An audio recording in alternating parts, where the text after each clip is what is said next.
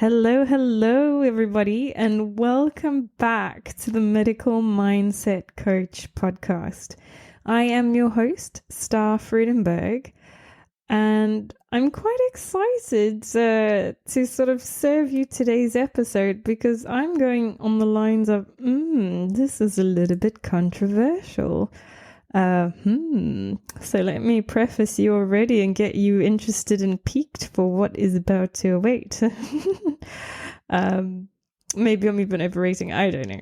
But it is quite controversial on the serious note is, we're talking about spirits, we're talking about the paranormal, and we're talking about a subject that I found out from my dear friend who I met a few years ago at Aerial Skills. That in the UK and obviously across the world as well, but definitely not in South Africa in the time that I was around, is that you can study psychology, become a postgraduate, and then specialize in a field of paranormal psychology. So I thought when I heard her say that, I was like, this is incredible. And more people need to know about it and also know it's not maybe just something in the movies, but something legitimate that people may study or find interesting, and more so you can actually make a career out of it. So, a real life Ghostbuster, so to speak. And I just thought it'd be quite a fascinating opportunity to bring her on and almost share her experiences because she's quite or raised to be quite a scientific-minded individual, who's very logical in her thoughts, her processes and understanding, and has obviously interviewed and met quite a few people who've encountered or experienced some very different experiences or unique experiences might be the better way to phrase it, and hopefully get her to share those stories. And always, like anything in life, you may dream or have a plan on how an interview may go or how anything may go. And sometimes when the actual event happens, the path seems to go ever so differently, and even so organically. And what has seemed to come out of this conversation was actually I ended up, would I say divulging or sharing, because it's not a secret. I do share my personal experiences with people. And maybe this is just a really wonderful opportunity for you to get to know me more in ways that I don't usually typically share unless someone reciprocates an experience, and then I can say, okay, yes, I understand what you're going through because I have been through X, Y, and Z. And obviously from today's episode that you're about to hear, it was almost a wonderful experience for me to sort of bring up memories that I was like, oh, yeah, that's why I believe this, or that's why I got into this, or this is why I am the way that I am, simply because of the experiences that have shaped me since I was a child. And obviously some very unique and interesting experiences that have happened to me, like near-death experiences or some very interesting scandals, from my mum, but you'll hear that later in the episode. So it is quite a long episode, but I'd like to say very engaging and interesting. So of course you can obviously listen to it, take a pause and come back to it at any other time. And if you have some experiences that you may want to share, or some experiences that I might have shared you might resonate with, etc., then yes, of course, please do share and communicate just like you always do, because I'm very open and excited to hearing about what people go through, outside of myself. But what was very, very interesting is that my microphone, I guess when I started to speak about my father, who has passed away when I was 17, the microphone just stopped. And in hindsight now, I'm like, maybe that means I wasn't supposed to say anything. But we sort of did. I just sort of thought, okay, we'll just carry on with the conversation and go with it. So if you do struggle to hear and understand me, maybe turn up your volume, or make sure you get earphones in or headphones in to obviously help. But of course, the guest, Jennifer Louise, you can definitely distinctively hear her. So of course, like in anything in life, technical difficulties always seem to come into action and play. And this was something I didn't know how to adjust in the moment that we incurred the experience. So yes, so you'll definitely hear a shift in my voice speaking. So don't worry, it's not you, it's me.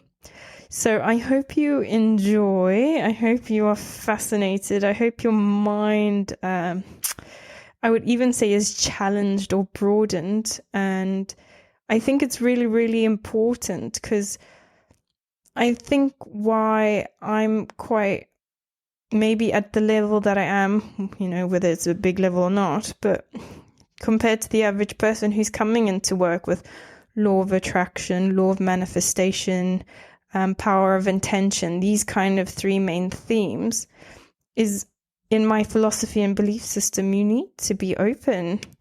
And not just open to one or two things, just in general, your mind needs to be open. Your mind needs to be broadened. Your mind doesn't need to be closed off or shut down. Maybe you might not believe in it, but don't be closed off to it. Just go, yeah, okay, I understand that there are people out there, but it's not really my cup of tea. Because the more you shut down your mind or your belief systems, you almost are shutting off avenues or pathways, is an even better word, to welcoming or manifesting something into your life, in whatever way, shape, or form. And sort of my golden nugget today is just to maybe encourage you to think, okay, maybe you're not open to it, but don't shut yourself down to it, because if there are many, many, many people out there who are speaking about a similar experience that have no affiliations or connections to each other in whatsoever, that it's almost abnormal to know that people can share the same experience, there might be something to it. And maybe that all I can encourage is just to say, what if, maybe, I wonder how my life would be different if I thought differently. And it's all coming and boiling down to the power of your mindset, right? With my deep breathing. Anyway, so I invite you to enjoy. And again, just let me know if you have any interesting ideas, thoughts, or experiences, or even someone you know. And almost this is quite a personal podcast, because I do share a lot of personal detail, and just sort of almost encouraging vulnerability and authenticity of like-minded individuals to share their story. And I'm not afraid to share mine, even though it is not something easily shared. So yeah, anyway, that's all I have to say for today. So enjoy, and I'll catch up with you guys on the next episode. I've got quite a few people that I'm interviewing at the moment, so I'm not sure what I'll feel guided to share first, so I won't let you know. And I hope you have a great day, night, wherever you are in the world, and I'll catch up with you guys soon. Lots of love. Bye. Well, I haven't studied it for a long time, so it's just an interest. No, but this is literally what fascinates me. So I need to relay this. So in South Africa, I mean, I have to give you some context. Okay, so South Africa in my day are non-believers. They think like the esoteric, the spiritual is all like weird voodoo. I'm going to say voodoo shit. And sugar, honey, ice, and tea. And we have what we call witch doctors back at Musangomas, so which are African people. So obviously we're white people living in Africa, but it's not our home original place of of origin. And so when you're sort of a person who's interested in this kind of stuff, you're getting put into the category of witch doctors. And witch doctors started getting a really, really bad rep, because in the newspapers there'd often be articles published about sangomas, witch doctors, stealing babies and chopping them up into For pieces. real? No, this is legit practice, because they use the body parts to make medicine. Literally, like, I know this sounds crazy, but this is the truth. So they call it medicine, they call it muti in our country. So anyway, so there's this kind of bubble or negative attention that's been put onto the subject. So when you say like, oh, I'm into spiritual practice or, you know, psychic stuff or whatever, they'll be like, boom, and think of you, just have that association, and they just think of you as really, really strange. Shame as well. It's very judgy and jumping to conclusions and all of that. That's what I think. But so like my dad was basically from his youth was a non-believer, but what was I saying before I got really talking about voodoo doctors and the fact that you get a bad rep for believe or even talking about paranormal stuff. Okay, wait. So this is very interesting. So my dad, okay, he was a very old father. He had me in his 50s. He said most of his life he was a non-believer in spirituality and ghosts and all that thing. And apparently on my parents' honeymoon, they went to Mexico and they were on this boat. And there was this, like, again, I'm going to say a witch doctor equivalent in Mexico, shaman healer. On the boat? Apparently on the side of the boat. And he was just shouting at my dad, like, oh. So he was obviously like, what the hell is this guy saying? Yeah. Very scared. And I mean, this is where we're going, but this is how the reality of this works. But basically, the guy said that my dad was a reincarnation of Louis XVII, Marie Antoinette's son. Okay. Everyone knows the French Revolution, Marie Antoinette, or the expression like let them eat cake, that kind of thing. Mm-hmm. And then from that day, it obviously freaked him out. So he started, and he was a historian as well. So he started getting into research about all of this sort of history. And then he sort of got caught up in this, I'm going to say, conspiracy theory that when the French Revolution happened, the son of Marie Antoinette didn't actually get killed as history portrays it. But actually he ended up escaping and then went and escaped to Scotland and became a Lord Crawford. I know it's out of there. But then basically my dad started going on this conspiracy theory that he needs to uncover the truth about who he is and who he became just as a... So did he believe this witch doctor then? Yeah. After not believing all of his life? Yeah, basically. Then when he turned 50 plus, someone shouted at him from the side of I'm going to say, this is what's happened. Maybe he needed this. So, like, it really got him quite stimulated intellectually. Because my dad, like I said to you earlier, was a plastic surgeon. He was a very intelligent man. He could play instruments. He read a lot. Always like doing something to stimulate his brain. Very talented individual. So this was something completely different that he's never looked into, I guess, before, and something exciting, whether he believed it or not. Yeah, but this is what I was told when I was a child, and obviously growing up with it, I was exposed to it quite a bit. But his whole almost like a purpose he had, which he never ended up completing, was that he wanted to make sure that he could discover who that this Louis XVII was, get his bones and get them back to the royal French graveyard, so that his bones may rest with his family, which is quite cute in a way. And he wrote books about it. But basically what he kept doing was he kept going to psychics and clairvoyants to uncover more information. And then throughout his research and archaeology kind of discoveries, he would find like artifacts, and he would take it to these psychics and clairvoyants to, you know, pick up energy from it. So it's called psychometry, where you can touch the object and then you get visions and all of that. Psychometry. Yeah, it's very cool. I discovered that word recently. I was like, I see it in the movies. What the hell is that thing called? And yeah, basically then he used to, I'm going to say the word, play with spirits. He used to like try call upon them and do all that stuff. And I think... Wow, so he really converted, basically. Yeah. Later on. He had a shrine for Marie Antoinette as well. Wow. Like, he would dedicate, like, because apparently she loved white peace lilies. So he would always have them, like every new flowers, always lights a candle, that kind of thing. So I think he always brought that energy in. And now, obviously, 100 years later, I realized I'm quite a sensitive individual myself, having experienced encounters, you know, when I was young, but I didn't know about it back then. Like, when I'd be at home alone, I'd hear voices calling my name, and I'd think like, oh, is my mom home? I don't know. You know, That's scary. it's so scary.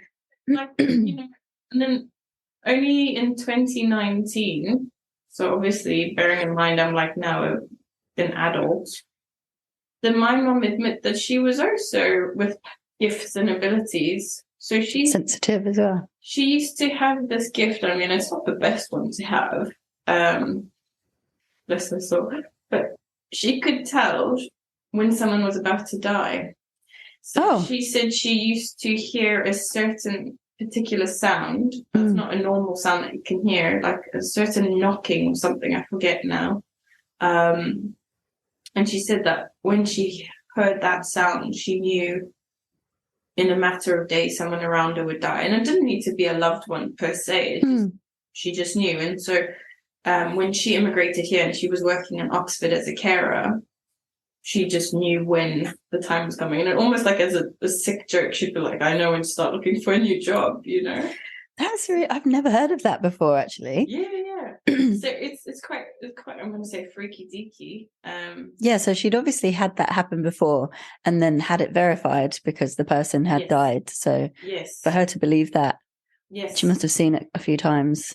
Yeah, and then eventually she said, for example, I mean, this is a crazy example, but it was like, it confirmed or validated that this is real, is that when I started dating an ex of mine in 2017, she said to me, you know, whether you're going to believe this or not, but your father visited me last night and he told me some information about your partner. So you should stop seeing him. I'm not going to say on the podcast. Okay. But so your father came to her in a dream, you mean? Yeah. So I mean, dream or a vision or state. But she basically said that she was lying in bed and it was like literally he lifted the cover and then came next to her and started discussing with her. So I was like, I know this guy. This is like literally impossible. Like it's not possible. Anyway, so I just ignored it. We dated for like 3 years or so. So then, I don't know, just call it like a year down the line. She's like, I'm really sorry, but your dad's come back and he's still relaying the exact same message. You need to like get on this because this information would result you not being in a relationship. And I was like, oh, this is so weird. But, you know, like, should I go for it? Should I try? And then he came back from like a holistic healing course where he just looked like his vibration was on the next level. He looked like he was at peace with life, you know, sort of like a guru. Your partner. Yeah. Like nothing could bother him. I was like, maybe this is the time we should ask this information. Okay. So this involved you telling him something or asking him something. Okay. And then I actually did. And then it was as if he saw a ghost. He was like, how would you know that? Like, how would you know that? And I was like, oh my God. What? Oh, stop. I really want to know what this is. I'll tell you on camera. It's like, it was just so shocking. And then I was like, because you see all the movies and I mean, it freaks me out because I don't want to know like if there's a poltergeist or a ghost or something coming. And then I think like, this is like real now, you know, starting to get real life experiences. And I've had some very interesting experiences that when I've done ayahuasca and plant medicines, it's not everyone's experience, but some of my experiences are I get taken back into my past and I get to almost be in a 3D third party viewer. That sounds amazing. Watching my experience. If it's good experiences. Yeah. I mean, I think it's very enlightening experiences because obviously for whatever reason, the teacher is trying to show you, you know, you need to understand what happened here. So usually this could be as a result of a trauma, but then when you're in like the third party view, you're watching who you were with a lack of understanding, intelligence or emotional intelligence. And then equally, you're watching the person who inflicted the trauma or perceived to have inflicted the trauma. But then you start to get information about, oh, this is what happened. This is why they said it this way. You know, this is what they were going through. And then all of a sudden you start to go, oh, it wasn't actually how I thought it was. Yeah, and how you experienced it. Yeah. And then you start to go, okay, I must maybe forgive this person. Not maybe, like, you know, then you start to develop compassion and you think, okay, no, I should forgive. And then you start to almost unwind these blockages. And then so that's like a healing thing then. Yeah. So it's quite cool. So then it sounds it. Yeah. And we can, we always often misinterpret things because we always come at a situation from our own lives and experiences and what we're feeling, and emotions can lie to us and make us think things that aren't real. And especially I find when I understand why someone has done something or said something, definitely helps me to feel better. But forgiveness ultimately is about you. It's not about actually the person that's done something, is it? It's about freeing yourself. Yeah. And some people who can't forgive, they don't understand that. They think that to forgive someone is you letting them off the hook and saying that it's okay that they did the thing. But it's to free you. Yes. Personally. I remember that saying, it was like, you need to accept the apology from that person that you'll never get. Yeah. I don't think I said it the right way, but basically they'll never apologize, but you need to perceive that they have, so you can let go. You can move on. And you can heal. Yeah, it makes sense. But it's a multi-layered cupcake, that one.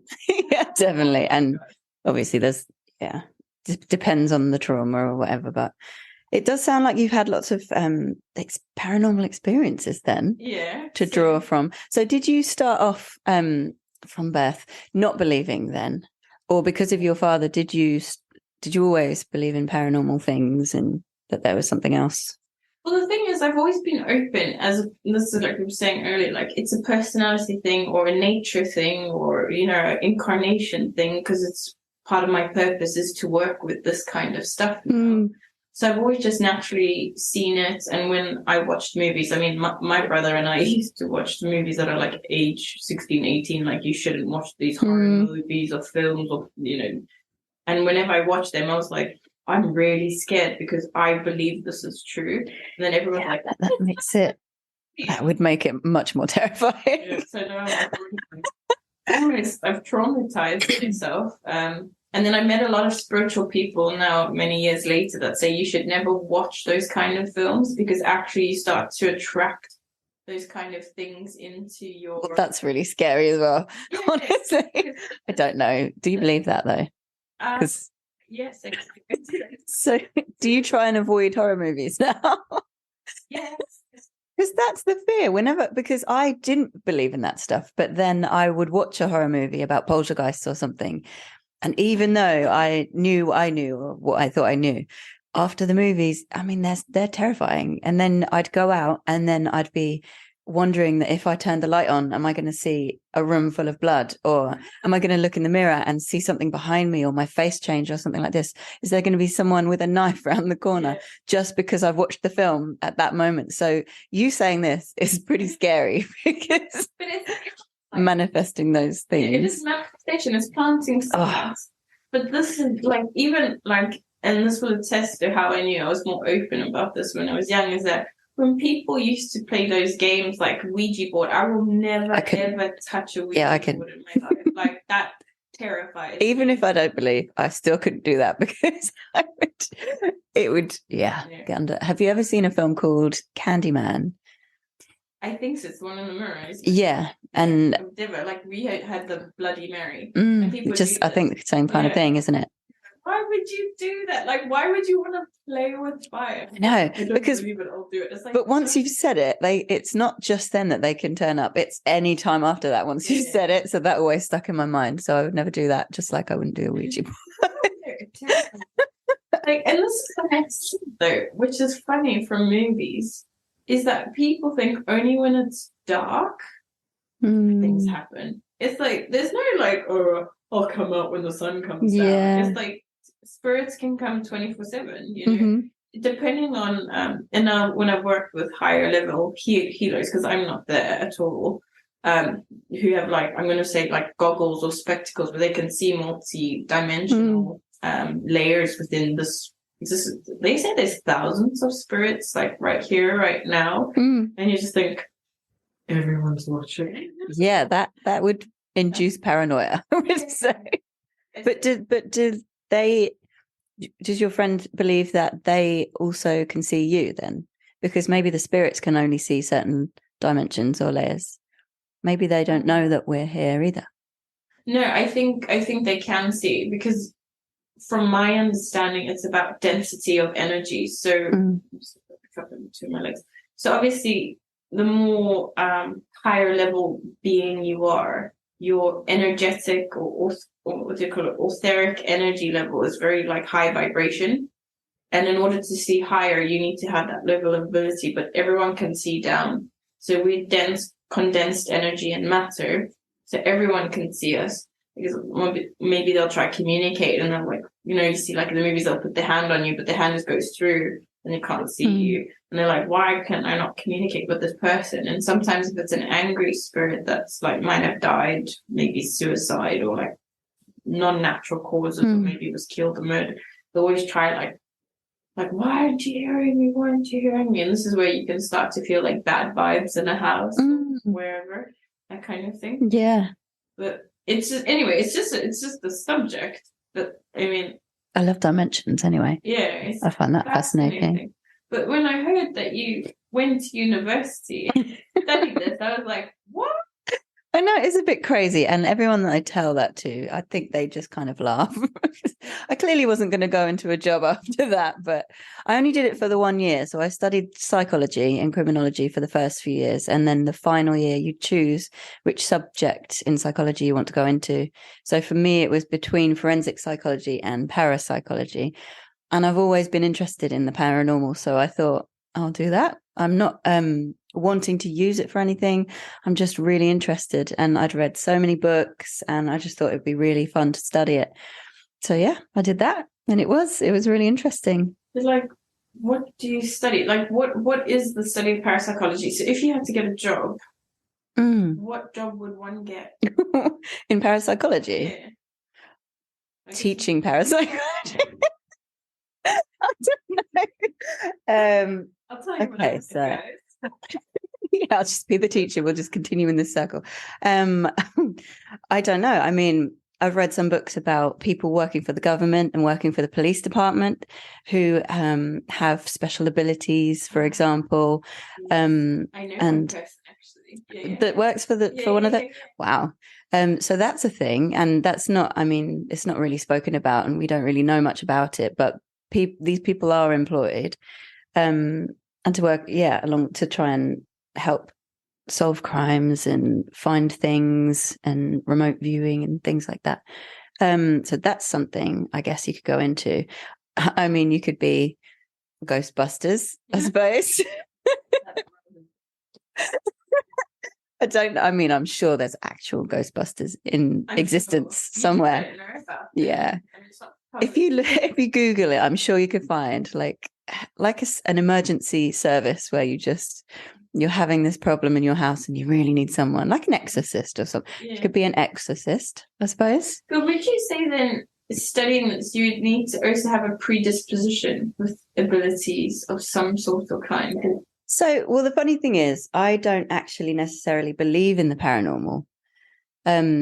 When I say that, I'm very science-minded, and I've always been interested in psychology and how the brain works, how the mind works, and I think we're so complicated, and it fascinates me. So, me studying that, I was seeing a lot of it. It was from a psychology perspective. So it was talking about all the different subjects, and then going through studies that have been done on these specific subjects, and then thinking about reasons why things might be the case, why they might be happening, why you might be seeing a ghost, or why you have an out-of-body experience or a near-death experience. So yeah, my fascination was more of how we have these experiences, less that there's something out there creating something, and more that it's within us. So what are some of the reasonings? I mean, that's quite interesting to hear from me. So if as an example, would they say that you might be suffering from, psychosis, schizophrenia, personality disorders of various kinds? It depends what the thing is, what the phenomena is, or phenomenon, as to what it could be mentally. But for example, there's one thing where people if they haven't believed in God, for example, and they haven't been religious, and then suddenly something happens and they believe. I'm not talking about miracles, but there's a study that's been done on the brain using electrodes, and they've measured a certain part of the brain and found that they could induce a God experience in people.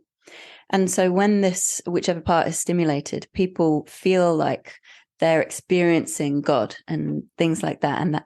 And that's happened to people in real life without being tested. Lots of people have experienced things like this and become religious all of a sudden for whatever reason. And that study shows that stimulating certain parts of the brain can give you these amazing, massive experiences that we then interpret as something. So I think it's the same as if I've not tried myself, but trying it, lots of different drugs can have these effects as well. And I've spoken to people before that have had all different effects and thoughts and feelings after taking certain drugs and during the trips or whatever you want to call it.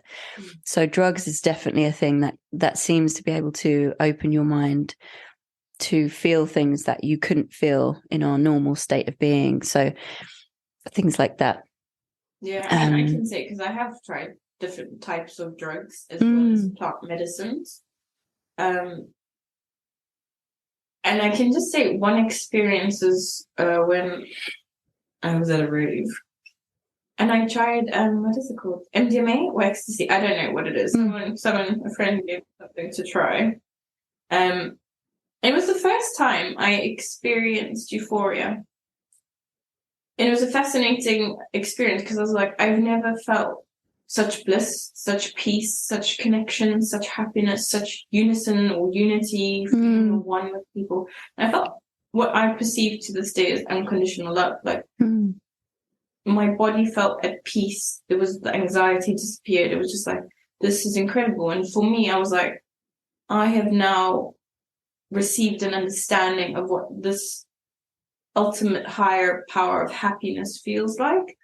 And then that was my lesson, because I never took it after, because I was like, the after effects were horrible. And I was like, why do people do this? It's what they call the come down. Well, I'm glad you had the good experience though first. Yeah. But I think, again, because I always say that like universe intervened and it brought me this experience. And I was like, now I know what I need to work towards and how to find ways to naturally do that.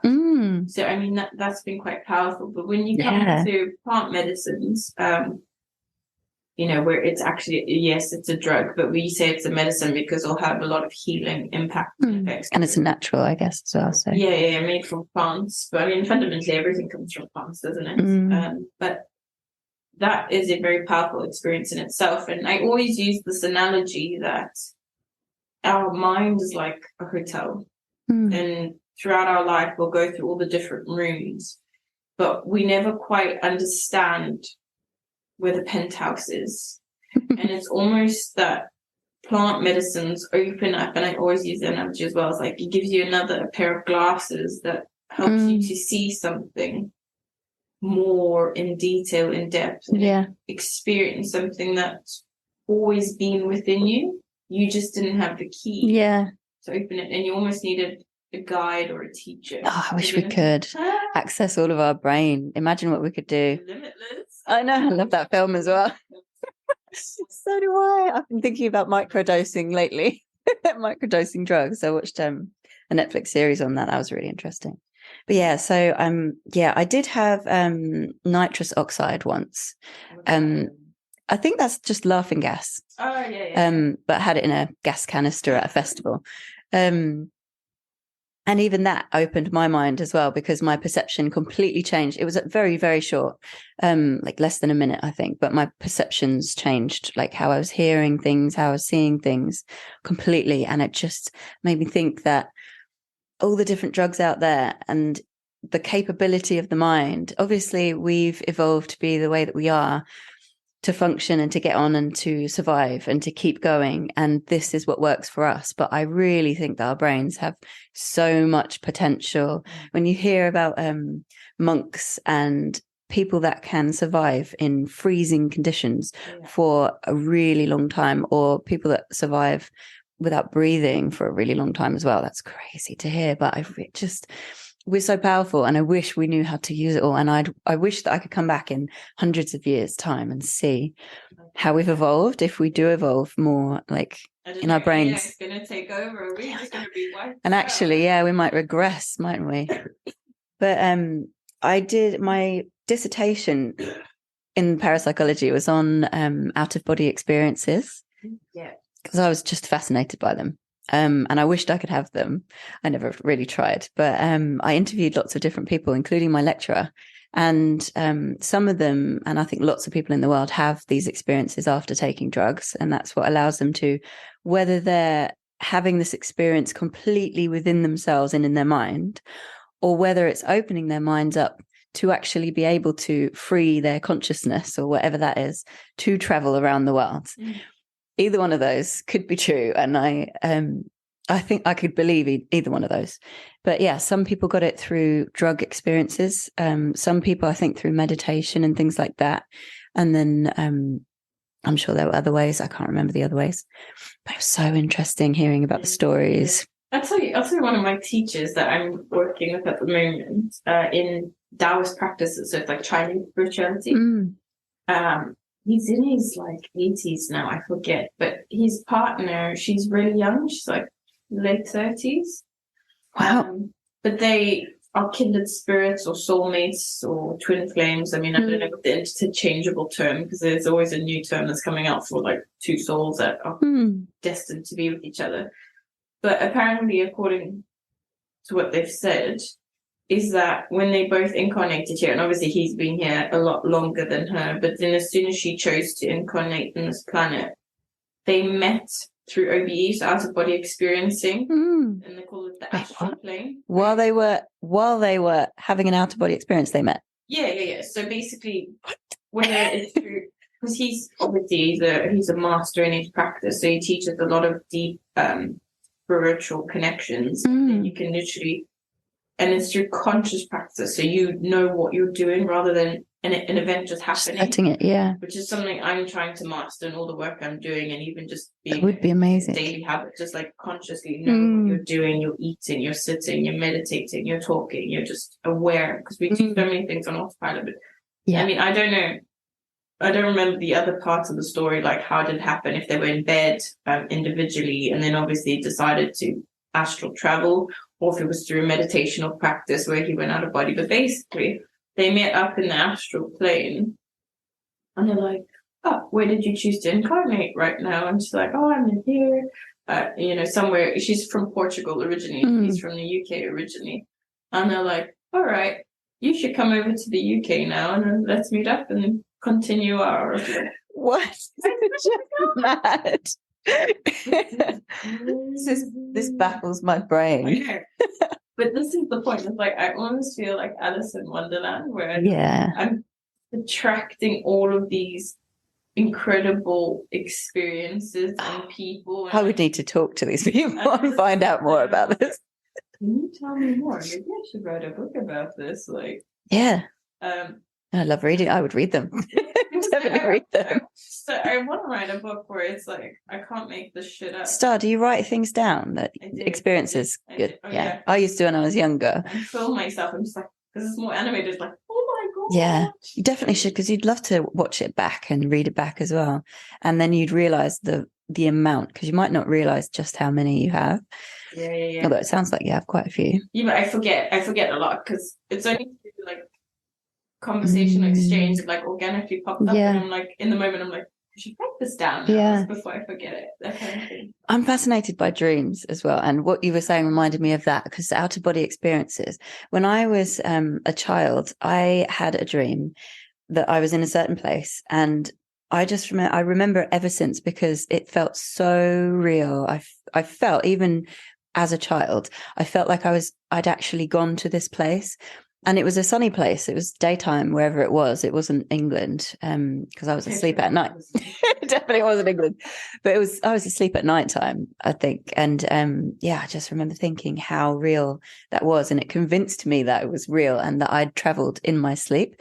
So I wonder if it is real, if we'd be able to do it like that. And just in basically showing that when you're in altered states of consciousness, that's when you can do things that we don't understand or we can't do normally because we don't know how. Yeah. Doesn't mean that we can't. Well, that's where I'm coming to. I love dreams anyway. I think this field of work is such a higher level of intelligence that we don't know yet how to articulate it, define it. Because I think it's like quantum physics. It's just a very It's also fascinating. Yeah. But isn't it funny that you get judged harshly for being interested in something like this when actually it does take a different kind of way of thinking to be able to, even if you don't believe in it, to just play with those kinds of thoughts. Yeah. Well, I feel like part of my work when I work with people is to just open up the mind a bit. Like, it could sound so crazy, it could sound so daft, it could be really weird, but maybe it could be true. Because people go, no, it's not true. I'm like, okay, have you done your research? Do you know about it? Have you explored the ends of the earth? And I think generally when people have those very fixed opinions, they don't. They just hear something, they think, oh, that sounds crazy. I didn't learn about that in school, science. And then they just, batter it down. Yeah. But the thing is, things change. So people almost think like because I work in medical work, like Western science, that what is written in the books, this is definitive, this is it, this is law. But it's not, because science changes all the time. Because now with what's it called, because you brought it up in my mind, is with Wim Hof, like challenging to do ice cold baths and holding your breath for a really long time, and then you can actually exert more output. So there's this exercise that you have to like you do just like normal push-ups within a minute, and people can get away with like, just say for example 10, 15 push-ups, maybe more if you're really fit.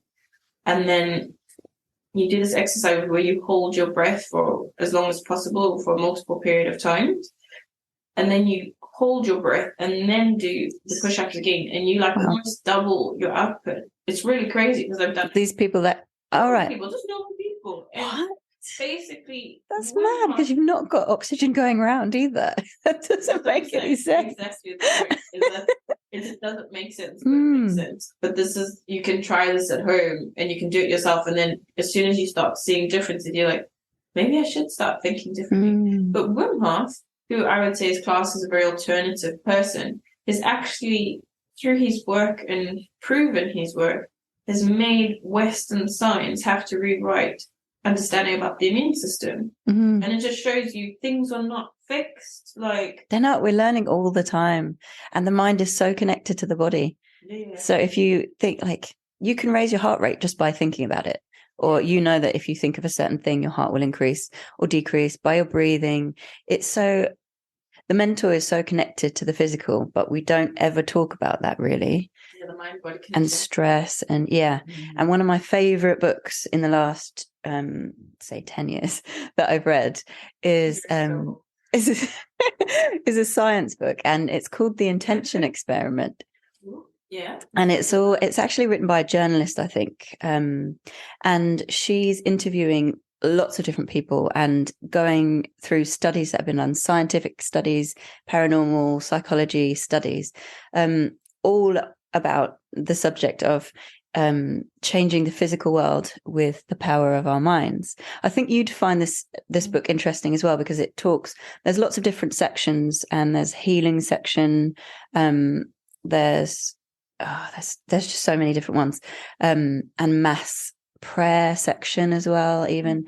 But it starts with this person is doing experiments on plants, and he's attached electrodes to the plants, and he's measuring responses to things, and he's measuring stress responses, I think.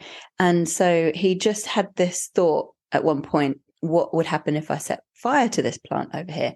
And then the electrodes went crazy. Yeah, but he just thought it, and then obviously thought, that's very strange. That's not supposed to happen. Could it have been because of what I was thinking? So then he did it again and had the same thought, but had the actual intention of doing it. because there's a difference. And the same thing happened. So yeah, the beginning of the book starts with this this being turned into an actual experiment, and then it moves on to shrimp and small things and food, and then it moves on to people, and it's just fascinating. And it changed I'd say it changed my way of thinking completely. And my father is very skeptical. He's very science-minded. He's not religious. He doesn't believe in any of that stuff. He read the book and he couldn't believe what it was saying. And then he went and verified the sources and the experiments and things. And I'd say that hopefully it's changed his way of thinking as well. Yeah, even subtly. Opened his mind. But I think, because I think about that as well. Like, is this why people pray before they eat food? Because across all religions, I was really fortunate when I was in high school, in second year of high school, in religious education, our teacher, who used to be the head principal, took us to all different places of worship. And you got to see how they eat, how they behave, what their schools of thought are. It was really enlightening. And like at the time, you're just a child, you're like, why am I here? I want to go home, I want to play. But now I'm just like, this is like quite a rare experience to have had. You know, like for example, eating. The monks would not talk whilst eating.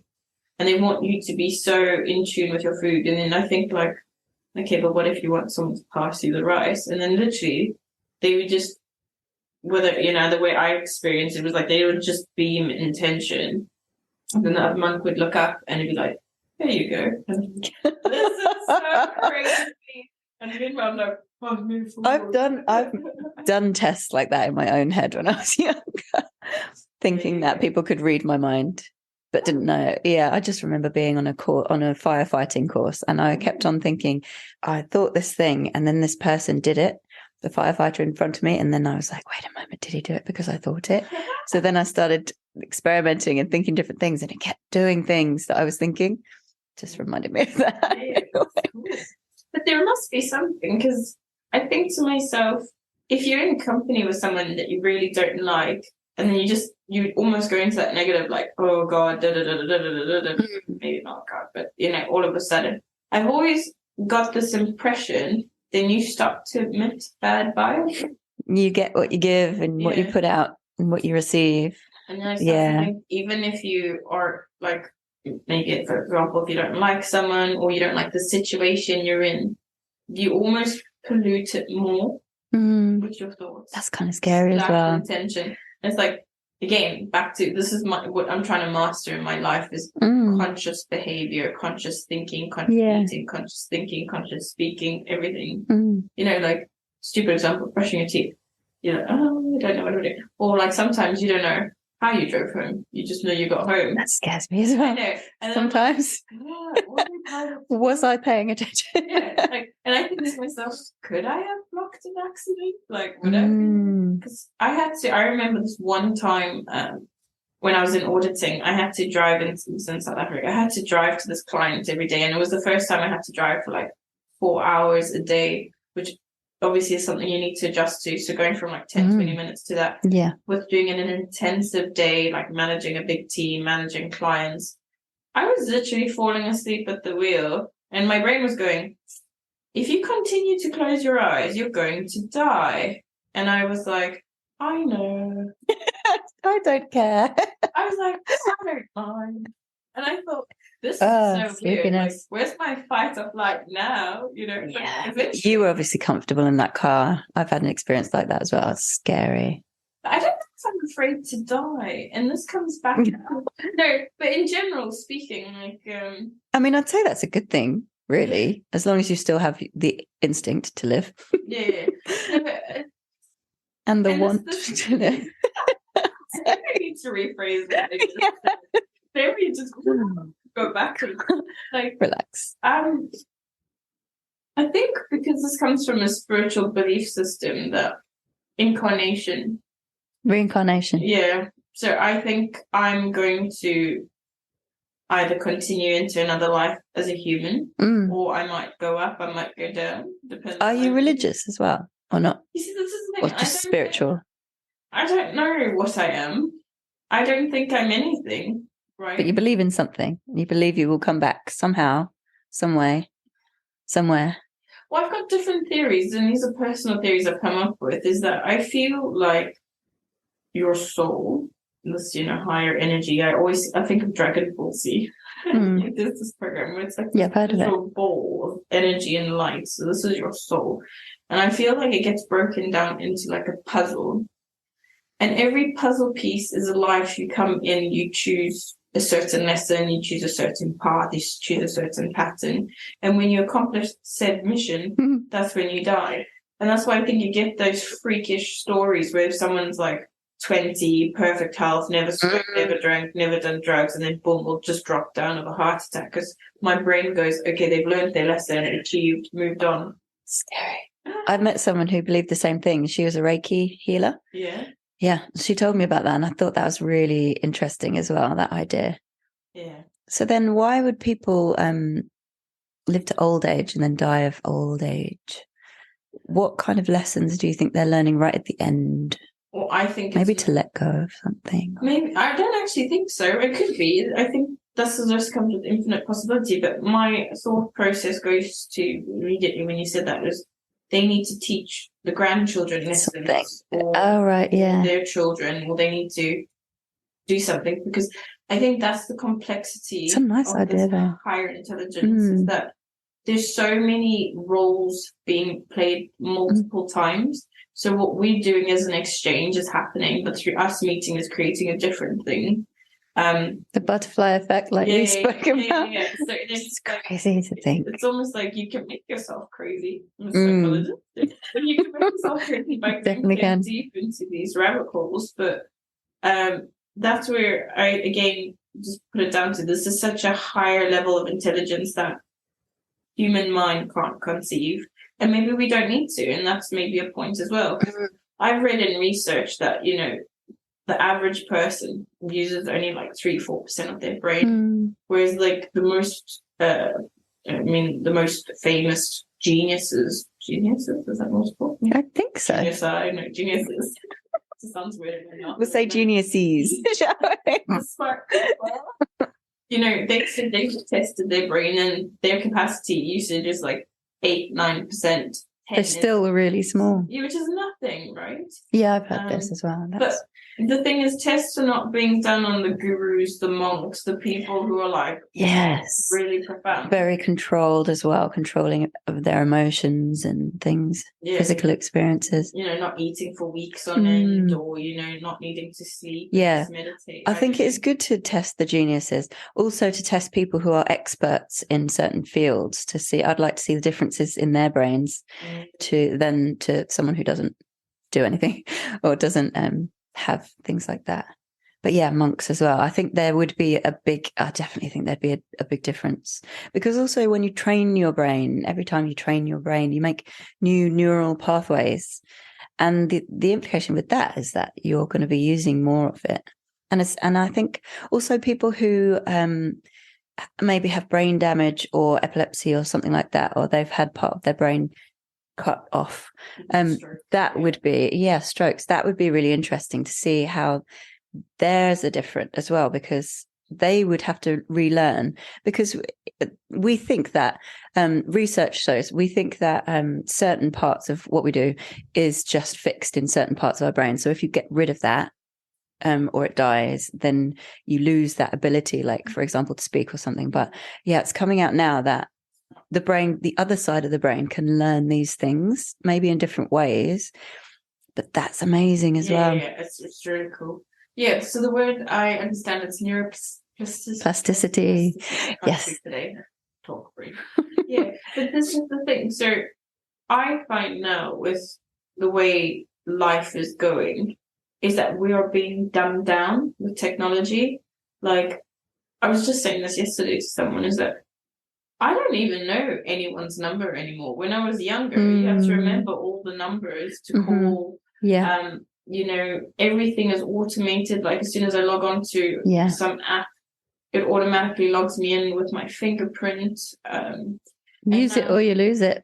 Yeah, and now with AI, that's just sort of just this chat app that's been launched, and there's all new softwares of AI that can basically do tasks for you. it's like you're basically being rendered to not use your brain anymore. I had this thought just earlier when you were talking about AI taking over and talking about what it might look like in the future. Maybe we'll actually go down and not use as much. I think so. I do completely believe that's scary, actually. And then, I mean, this is another conspiracy theory I have, but I think the thing is, everyone loves a conspiracy. is I think there are people who are, you know, whether you want to say psychic, gifted, that can see so far into the future.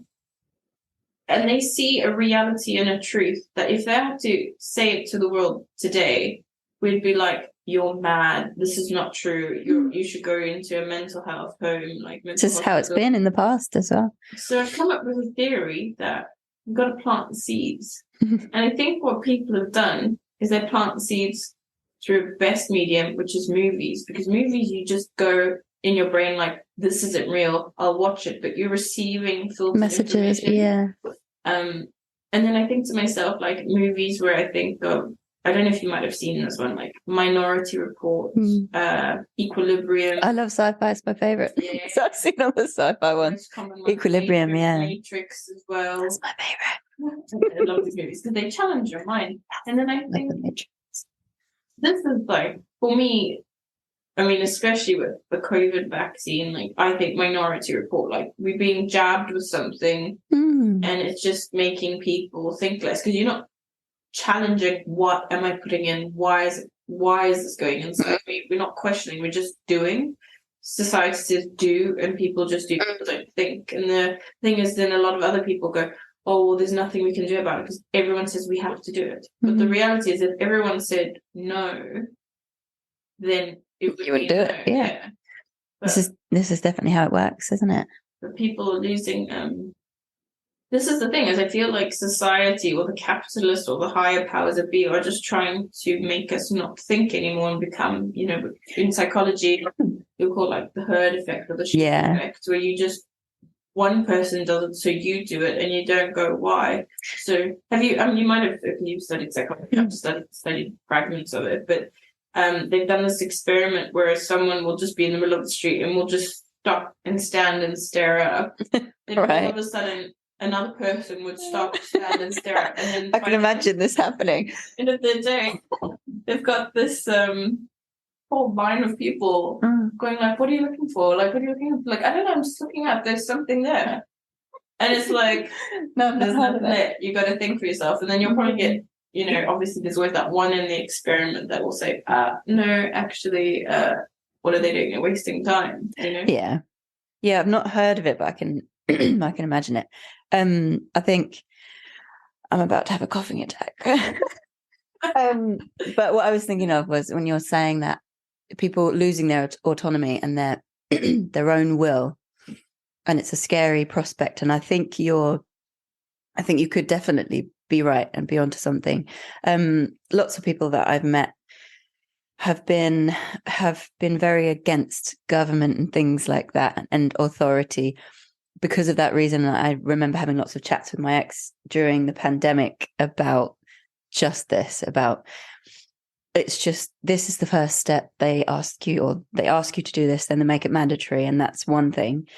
And they punish you if you can't. For example, people being told they couldn't work anymore for the NHS if they didn't have the vaccine. Mm-hmm. And then they took it away. But then, of course, lots of people then had it who didn't want to have it.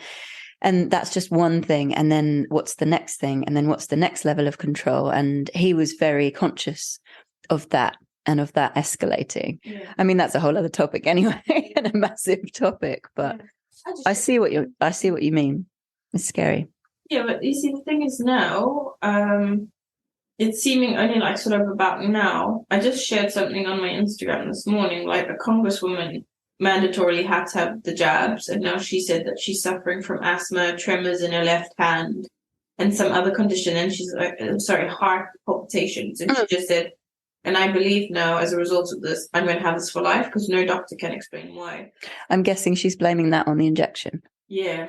Oh, that's scary. I mean, it's scary to also put that out there because then other people will start thinking that. I forgot now if it was Twitter or Facebook, but she had representatives from that social media platform And she said to them, so are you a doctor? And the woman was like, no, I don't have any medical background. And she said, so where and why on earth do you think you had the authority to censor information from people who've been to Harvard? Doctors that were saying that the jab shouldn't have been prescribed because it has all of these complications, and they censored it. Oh, I don't know anything about that. No, but basically, no, it's because I guess I live in the alternative world, so it's quite a big thing. But it's starting now that the realities and complications of the outcome of the vaccines is now starting to come out, and now people are starting to speak out about it. And now the social media platforms can't censor it anymore because they block. Like when I used to share stuff about, vaccine, and not even like really bad things, like I would say putting it down, but like you've violated a community guideline. If you post something else like this, your account's going to get blocked or deleted, and you're like I don't really think I said, because there was one thing I shared, I think it was like 2 years ago, about a funeral director saying that the spike of deaths and seeing the kind of cause of deaths, and he said this was all COVID related. So I shared this thing, and then basically I nearly lost my YouTube account. Why? Because they just don't want you to make sort of the negative connotations or that. Oh, to do with the vaccine, or that's massive subject and very controversial. Definitely. We'll see with time as well that comes up with it, but but there's we take vaccines all the time for different things, and no one talks about conspiracies with those, but I suppose they've been studied longer and they've been around longer, so this was all very fast, wasn't it? But because they said they had to test the vaccine for about 2 years before they can launch a vaccine. This wasn't, so they I think that's what scared most people. But then ultimately there was a certain person who said a certain thing and who was very high up in power, and because he made this statement, a lot of people didn't get the vaccine, and then a hell of a lot of people died. So there's lots of different sides to this and angles, and it's just I don't know what's right and what's wrong, honestly, but scary. But if we come back to paranormal, it's easy to get sidetracked, isn't it?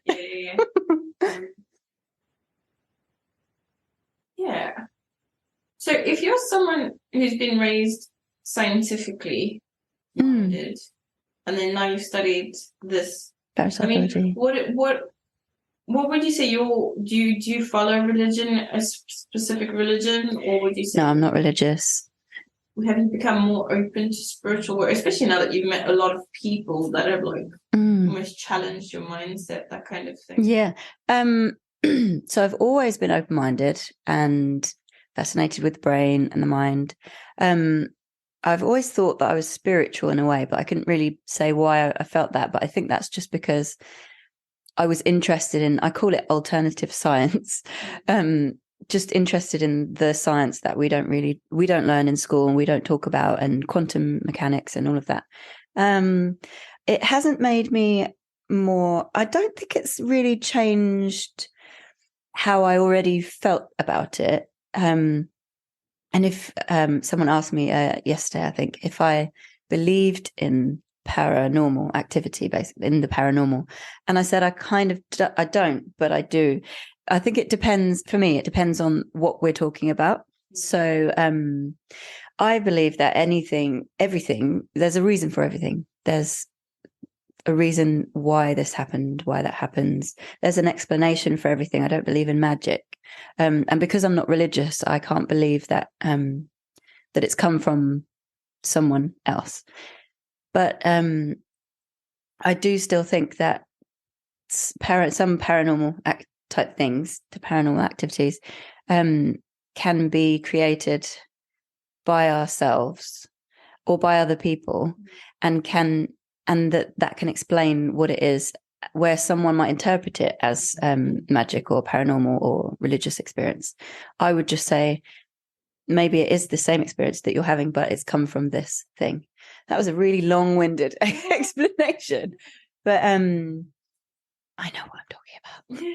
But it really just depends on what we're talking about. So if you were to say about ghosts, for example, because we've been talking about spirits, I've not had those experiences myself. I've not seen those things or felt those things. So I'm coming very much from that perspective. And people generally, if people haven't had those, I think they probably tend to not believe that they exist. But I can't discount all of the people that have had these experiences. There's a reason why all these people have had this experience. So then I look into, or I think about, and I studied where they could have come from and all the different things like we were talking about earlier, whether it's drugs or psychosis or other things.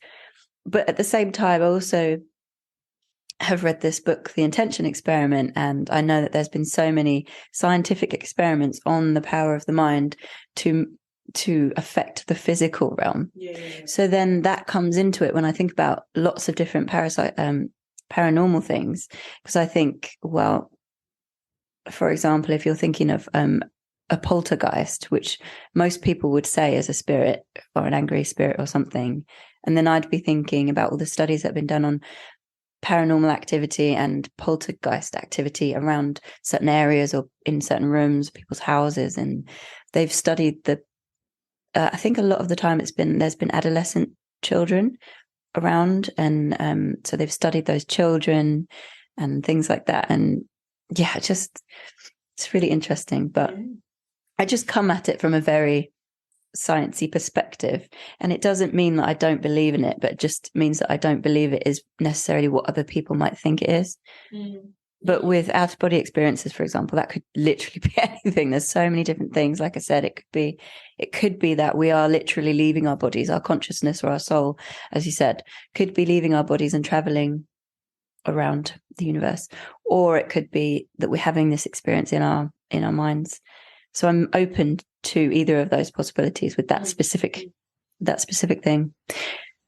Yeah, I think it's all the answers, isn't it? Because it's again, you're playing in a field of multiple level of things that it could be one thing, could be all things. Could be nothing. We could be just making it up. But so like, and another thing that I remember reading about, and when we're talking about what you could do with this as a job, is I read about a book all about remote viewing, if you've heard of that.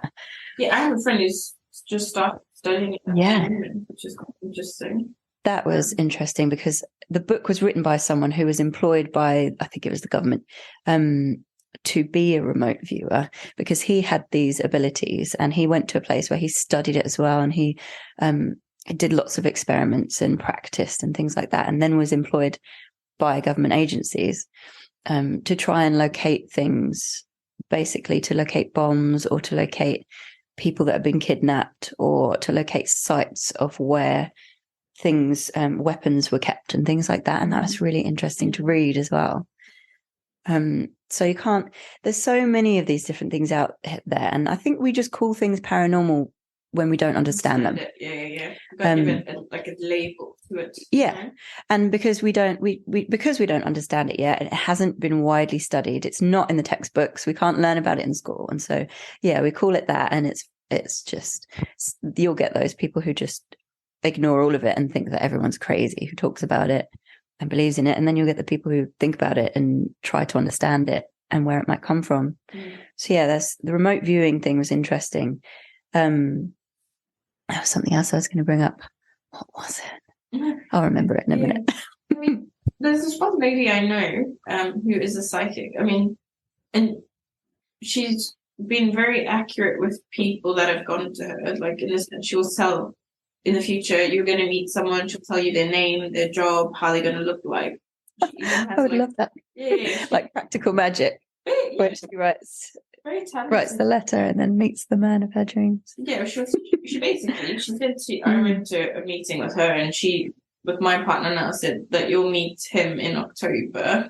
Because I was always like, where is love? Where is love? It's like, just be patient, it's coming in October, and you'll meet him in these kind of circumstances. And it ended up happening. So then I'm like, oh, that's funny. That's crazy. I would love that. And she has I love hearing about things like that. And she also has that newspaper clipping in her bathroom, where it's basically her neighbor came one day just to like do something neighborly, and she was like, you need to go buy the lotto. And then he bought the lotto ticket and he won the lotto. What? But, wow, this woman has powers. Yeah, she lives in Kent, so it's not that far. But basically, she That's good for business too. Very good for business. she apparently does like 6,000 readings a month. It's like she's like busy. But Yeah. she doesn't mind see to why. make money from her gift, which is quite for me. It's like psychologically, I was like, that's quite interesting. She's like been born with a talent, and she doesn't want to monetize it because if you're a spiritual person, money and spirituality should like not mix together. But so she does work with aesthetics, which is quite interesting. But she's I think in her 60s now, maybe late 60s, maybe early 60s. I'm just in case she watches it. We're going to put some links down there of names and. She at some part in her journey, she started doing I don't know what you call it, basically helping the police with cases of like 20, 30 years that haven't been solved.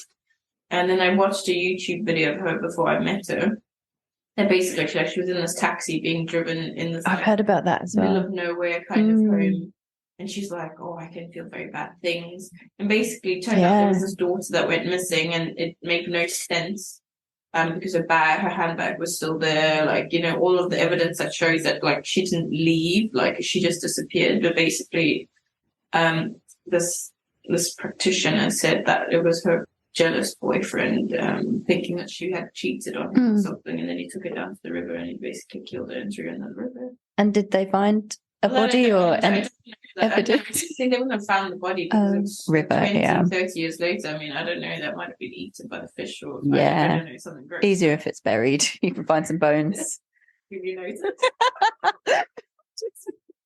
But yeah, I've heard of this before. People and the police using people like this. I don't know what they're called either. Thanks to Jeff Dahmer, I know you should put it in some acid. Like, yeah, that was a fun series to watch. Yeah, but I mean, I don't know. I think I myself wasn't very open to this stuff, but I've had experiences, and then my brain has first, you know, because I think I'm mostly very scientific minded, which is what people don't think about me. People are like, oh, you're airy fairy and creative. I'm like, no, like I like to study things. I'm an analytical person. I've studied accounting, but it's almost like I've tapped into both hemispheres of my brain, spheres of my brain, and I think which can only be a good thing. Yeah, and I think the idea is you need to oscillate between both of them and try. And I think this is what the gurus and the monks have achieved, is the harmonization of both, where they use both the left and right brain simultaneously. And I think we're always switching.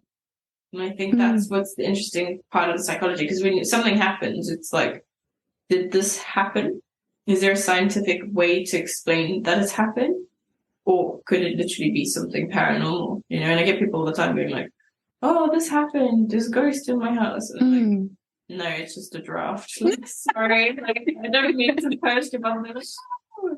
You know, I love watching the Ghost Hunter series. They're so fun, but at the same time, doesn't mean I believe it, but they're still fun though, aren't they? But so many people do think that they've seen ghosts and do see things. And I remember now what I was going to bring up. You can't just, for people that don't believe in the paranormal, which is their prerogative, you can't just say that thousands of people are lying. That's not it's not a fair statement to make. So for example, I'm also really fascinated in time. I love all sci-fi stuff basically, but time, I find it amazing, and our perception of it and how it changes, and with our perceptions as well, and what it actually is. And I read a book called Time Storms, and I'm definitely buying that book and I'm reading it again. I need to get my hands on it, but it's full of stories from all different people around the world, of their experiences with what they call time storms, which is, for example, where someone is driving down a road and then something happens with their car, it malfunctions or something, so they'll stop and get out, and then they'll go wandering, and then they'll lose time, and they'll come back. Something may happen or not. They'll come back to their car, go home, and they'll realize that hours have gone by, or even days.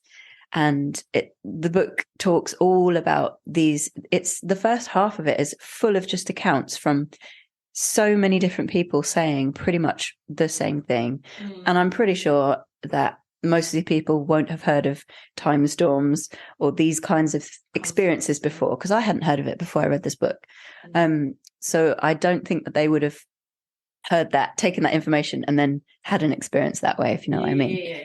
So yeah, It's just UFOs, isn't it? Like in UFO sightings. There'll be people all around the world. Or it wasn't a book I read. It was, I think, an article or research paper. But basically, people all around the world have claimed to have been abducted by aliens, and will obviously relay the kind of experience they had. How they, like, the most common one they say is like how they've been probed, or things taken, or blood and tested, and basically assessed.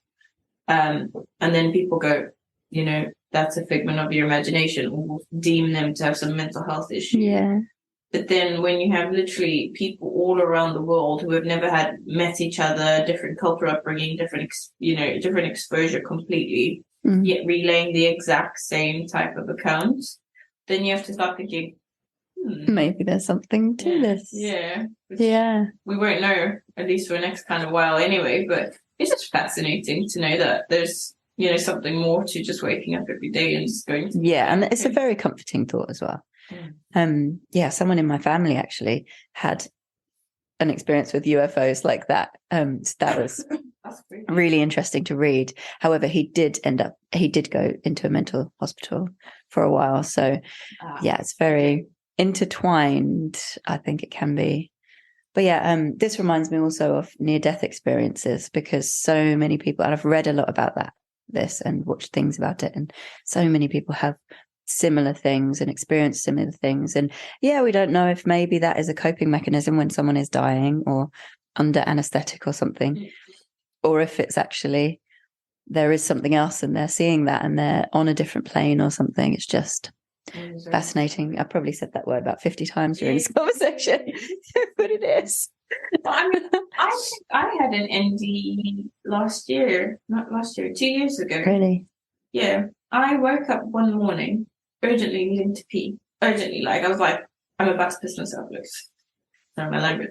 But then I was in an Airbnb, and then I had to like run up this we were like in like a hut kind of tree house kind of thing. We were staying. That sounds fun. Which was attached to a normal house. And then I had to like run up this house. I ran up these little steps, go into the toilet.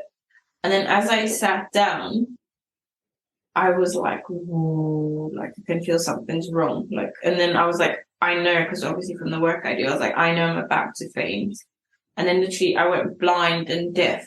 So then I literally grabbed the door handle to like fall to my knees. So scary. It was terrifying, obviously, because you're like, what the hell? And you were in a toilet somewhere in an Airbnb. Well, this is the beauty it was in East London, which turned out we were right next door to a hospital. So literally East London Hospital, less than Queen's Mary Hospital, I think it was called, less than 5 minutes drive away. So again, interesting way of how a universal intervention happened. But I basically got to the floor, shouted for my friend, and then I woke up in the arms of my friend, and I was like clammy, sweaty. I could feel like just almost like a zombie. But apparently I'd been unconscious for over 2 minutes, which in terms is like oxygen stops going to the brain damage can happen. Well, so you stopped breathing for 2 minutes? Yeah, I completely was unconscious, like literally. So this is what I was related to. Yeah. And then when you faint, you normally keep breathing, as far as I understand. Basically, I looked like I died. So I was like, okay. But when I came back, like I could just, because it's a weird thing that I experienced, but I felt like I was pale. I felt like I looked not okay. And he said my face was blue, my lips were blue. And then he said to me, are you okay? Are you okay? Like, how are you doing? What's happening? And I was trying to talk, but I couldn't. So I was like really struggling. And then I said, and then he said, okay. Then he tried switching his language to yes or no questions. And then I could just faintly nod yes or no. And then ironically as well, that week he was learning about how women have strokes or heart failure or anything like that. And knows how to like look after them. And he just swooped me and took me to the hospital. So is this a medic?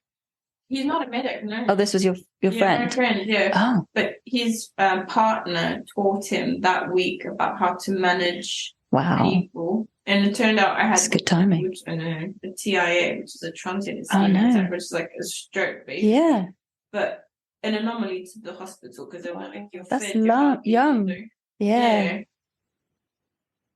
And then for a few weeks, so I was paralyzed on the left side of my body. I couldn't function. Like an example with the piano, like I tried like 2 days later to go to the piano and I was like, I just can't. I would pick up a knife and fork because you still think you can do as you can normally do. The knife and fork would just fall out my hand. That's awful. Went to the Awful chiro. experience. Yeah, went to chiro and he's like something like lopsided on your face. Anyway, weeks later, like you wouldn't even know. There's occasions where I'll slur. Lucky. But then I felt different since I came back. So I've put it down to I had an NDE. I went and had a spiritual upgrade. And I've come back. And ever since that event has happened, my life has just changed. When was that? 3 years ago, did you say? 2 years ago, 6th of June, 2020. So did you have 21 for a year. do you remember anything from when you were out? Or when you say near-death experience, you mean the actual experience of nearly dying? No. So this is like, I know a lot of accounts people have a lot of experiences that they can see things, they'll go places, they'll meet with loved ones. Accounts people, did you say? No, no. Accounts of people. Finance.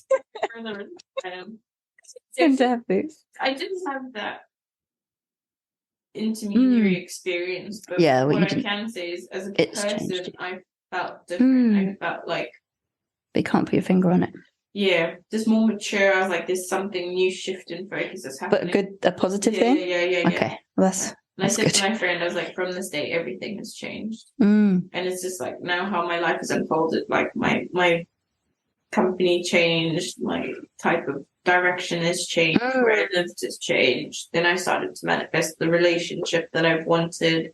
And it's just like boom, boom, boom, everything's falling. That's so positive. Yeah. From a horrible experience. Yeah, so it's like I almost had to die. Yeah. But, based on what the doctors relayed is that I should have been brain damaged. Yeah. I should have probably died. Why? What brought it on? No idea. Yeah. And so they don't, that's scary. Yeah. So obviously for the last year and a bit, I've been going. But you woke up first. If you hadn't have woken up first to need the toilet, you might have died in your sleep. That's terrifying. Yeah. And, I'm grateful to not have this experience. Like, I lived to tell the tale. But it was so your body told you that you needed to wake up. Yeah. First. Which is, and then you were able to call your friend. Yeah, and that's horrible to think about. Sorry. Again, but what positive outcome? Yes,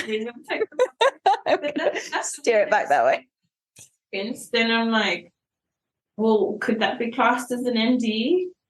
I think so. Yeah, not in the traditional sense of you saw things or heard things while you were having it, but it definitely was a near-death experience, absolutely.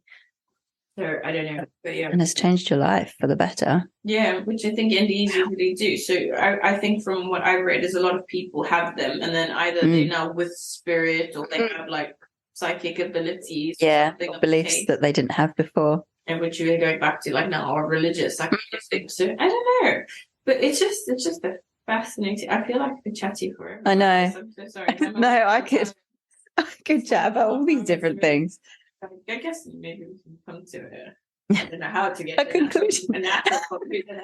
Is there a conclusion? This is just more of an open conversation, isn't it? It depends if there was a question. Yeah. Was there a question? You know what that made me think of? There was an exam that someone wrote, and it was a psychology exam, and the question was, or the paper was, is this a question?